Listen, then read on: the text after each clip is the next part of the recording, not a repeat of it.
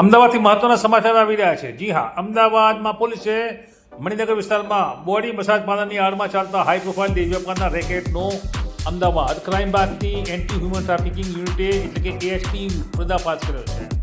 સોમવારે સાંજે Austen spa પાડવામાં આવેલા દરોડામાં પોલીસે સ્પાના મેનેજરની ધરપકડ કરી હતી અને અન્ય રાજ્યોમાંથી લાવવામાં આવતી 5 મહિલાઓને બચાવી હતી. પ્રાપ્ત માહિતી અનુસાર આજે બાતમી મળી હતી પોલીસને મણિનગરના કાંકરિયા તળાવ પાસે આવેલા રાજકીય ડ્રીમ કોમ્પ્લેક્સના 3જા માળે ચાલતા ઓસ્ટિક સ્પામાં પૈસાના બદલામાં ગ્રાહકોને જાતીય સેવાઓ પૂરી પાડવામાં આવી રહી છે. આ બાતમી આધારે પોલીસે એક ડમી ગ્રાહક તરીકે ઓપરેશન ગોઠવ્યું. ₹500 દંડની ચિહ્નિત નોટો આપીને સ્પામાં મોકલ્યો હતો અને ગ્રાહકને સૂચના આપવામાં આવી હતી કે જે જાતીય સેવાઓ માટે વાટાઘાટ કરીને સોદો નક્કી થતાં જ પોલીસને સંકેત આપ્યો. ડમી ગ્રાહકનો સંકેત મળતા જ પોલીસ ટીમે તાત્કાલિક સ્પામાં દરોડો પાડ્યો હતો અને મેનેજર રાજેશ મનીષેખ શેખ ઉંમર 32ને ઝડપી પાડ્યો છે. રાજેશ આમ તો મૂળ પશ્ચિમ બંગાળનો વતની છે અને છેલ્લા 3 વર્ષથી આસપાસ ચલાવી રહેવાનું જાણવા મળ્યું છે.